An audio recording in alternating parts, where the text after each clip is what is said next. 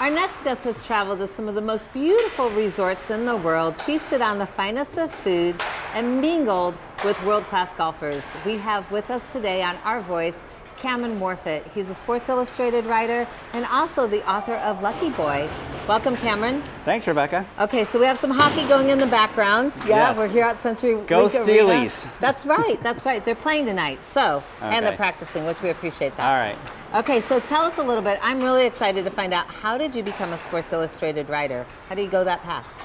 Well, I started out in small newspapers, specifically the Post-Register in Idaho Falls, so right here in the Gem State, Right. and got to do just a bit of everything. Got to be a columnist, got to be a beat writer, got to be just about everything. I even did some non-sports stuff as well, so breaking news. So kind of went from there to the bottom rung at Sports Illustrated in New York, and that was a major jump and a culture shock for sure, moving to New York. Oh, I bet. Well, I'm really curious, like there has to be some really interesting stories as a Sports Illustrated writer. Is there like one experience that really stands out for you that you're willing to share? Yeah, well, actually, I was just talking about Peyton Manning and the Broncos because they just won the Super Bowl. And Right. I interviewed Peyton at Pebble Beach one time. He was playing in a Pro-Am at Pebble Beach, and just the nicest guy. And the very same day, I was attempting to interview Bill Murray, and he spun around on his heel and walked away.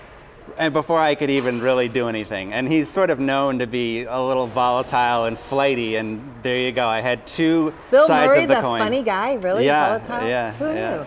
Okay, so speaking of like a little volatile, a little bit of a reputation, I know the viewers want to know, Tiger Woods, I know you interviewed him, you traveled around with the golfers. What's the scoop? I mean, tell us, give us something that we can't find on Google. There are two Tiger Woods, really. There's Two the Tiger Woods. one that we see in the media, and he keeps us at arm's length. And you know, he was very imperious in his reign. You know, he sort of looked down. He sort of held court more than gave press conferences. Wow. And it was tough. Nobody really got to know him.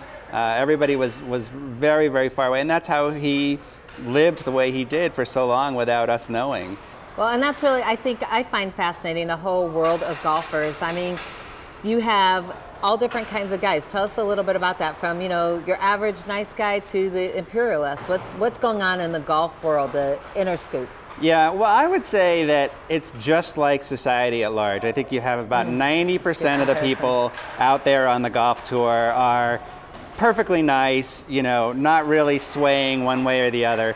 You've got about 5% who are challenging, let's just put it that way. You kind of wouldn't go out of your way to deal with them. So I'm really curious, from Sports Illustrated, from writing about golf, you went to a young adult fiction book. I mean, that is a leap. How did that happen?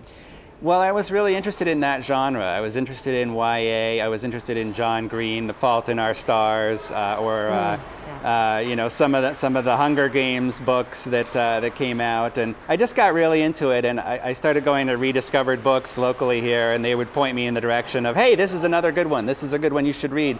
And I just really kind of took to it, and so I just had this idea about this kid, and I kind of saw this kid at a youth soccer game that my daughter was actually playing in, and Oh, so you had a real character in your yeah, mind. I saw him and I said, that's my guy. So Nice. Who became Lucky Boy. yes, Lucky Boy in the book. right. And rumor has it you wrote this in 6 weeks or under. Is that right? I did. Okay, so everyone's going, that's impossible, but yeah. how did you do that? Well, being journalists as we are trained to crank it, and A deadline. You have a deadline, You've got right. to I just get crank that. it out. And once I had the ending and I knew where I was going, it became very easy to just make huge strides toward the end, where I was writing 5,000, 6,000 words a day.